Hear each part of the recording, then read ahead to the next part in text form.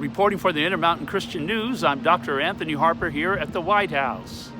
Several new issues to bring up in the White House press meeting, and I was prepared to ask and didn't get to ask my questions about anti-Semitism, but I do pray that will happen soon.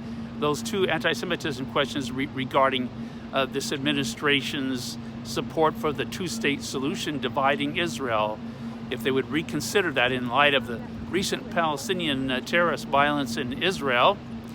And regarding that terrorist activity in Israel, a lot of Israeli people have been injured and so many others. So waiting for this administration to respond to the anti-Semitic actions of the Palestinian Authority. I wanted to know, what will President Biden's response if Israel bombs Iran's nuclear reactors? I am not going to get into that kind of hypothetical, but thank you. Thank you for the question. Thank you. Hi. I have nothing to announce about. Final question?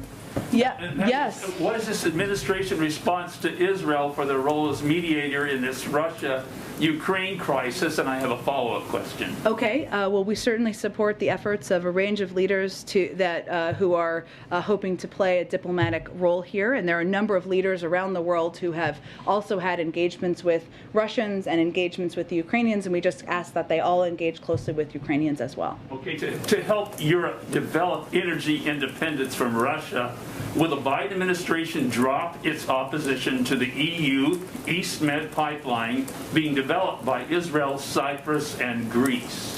Look, I think there's going to be decisions made by European leaders about how to reduce their any level of dependence they have on Russian oil. You've seen a number of leaders this week announce their intention to ban oil imports from Russia, but I would remind you that pipelines are a means of moving oil. It's not a means of production, but I point you to the European leaders to speak to that. Thanks so much, everyone.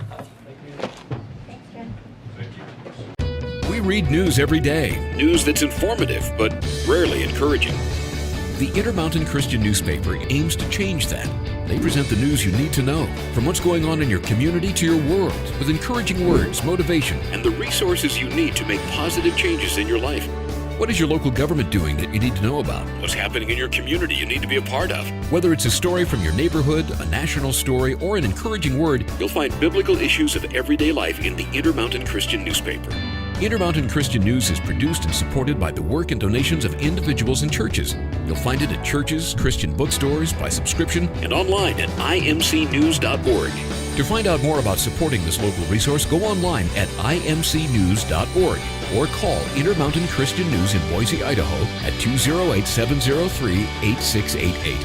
The Intermountain Christian News, a voice sharing the truth on matters dear to people's hearts.